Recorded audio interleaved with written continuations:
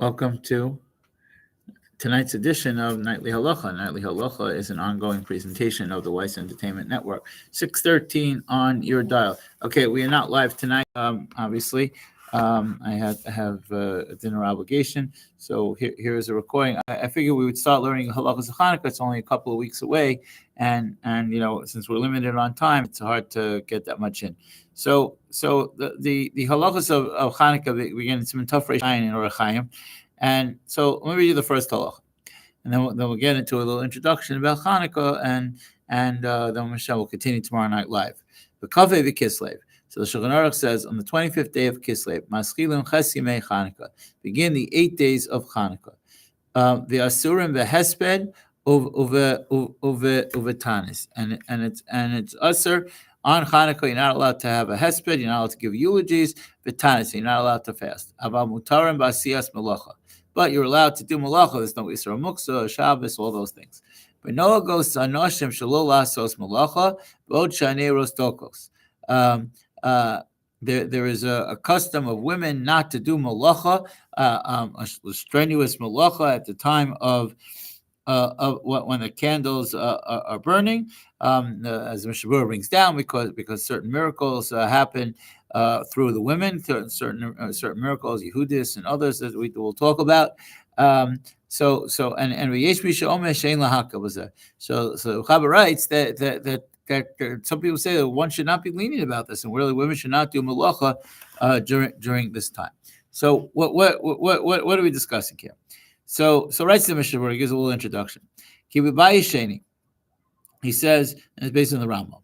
He says in the second base of Mikdash, Kishamalchu Malchei Risha, when there was the evil kingdom that ruled over us, Gazu Gezeros al Yisrael, there was a Gezerah against the Jewish people, Ubatlu Datam, and they tried to nullify our religion. V'lo hinichu osam lasok b'Torah or mitzvos, and we weren't allowed to study Torah or to perform mitzvos. Upashtu yodam v'mamonam, and they stretched out their hands to steal our money. Ubibenosayim, and they violated our women. Uveniptasu lehechal, and they entered the base of Mikdash. Upartzu bo paratzos, and they broke down fences. V'timua taharos, they defiled that which was pure. Tsar lehem liYisrael ma'od b'pneihem, and it was a very, very difficult time for the Jewish people because of the Greeks. V'lachatzum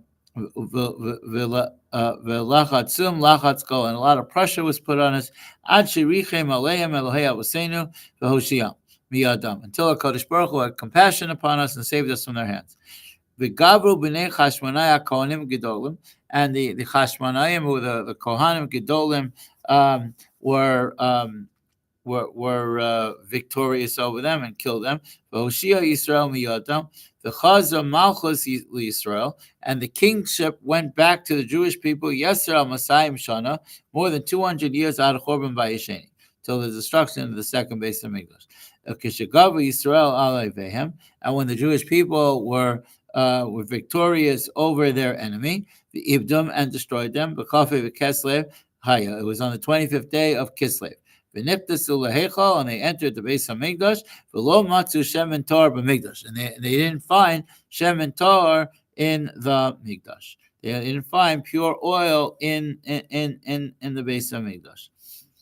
Ela pach echad shayamuna b'chosamo shel Kohen Gadol, and there was only one pitcher that had the seal of the Kohen Gadol. V'lo hayabo lahadlik ela yom echad bilvad, and it says that there was only enough to light for one day. V'nasa nes v'likav menu neros hamarocha ches yomim, and he says despite that it lasted 8 days. Ashaka tashu zeisim, until they grinded, they crushed the olives. V'otziu shem and Torah. Because of that, the Chachamim in that made a takana, made a rule, and that shetechilasan chafei v'chisei yimei mishta simcha. Sorry, yimei simcha v'halel umalikim b'hem ben aneros be'erev al piskei abatim v'chol laila v'laila mishmona salilos laharos u'legalos u'sanes. It says, and because of this miracle, the Chachamim of that generation they established Chanukah beginning on the night of the 25th of Kislev, days of joy and Hallel, and days of great celebration. And he said, and he brings down the halacha that was supposed to light in a public area, presuming Nisa. It's called publicizing the miracle. So in order to demonstrate the importance of the mitzvah midivrei sofrim, and it's a mitzvah d'Rabbanan, kriyas hamagila, v'yameh nikroim Chanukah, and these days are called Chanukah. Rotzalama chanu chafei. They rested on the 25th day. Shav yom chafei chanu me'ovehem.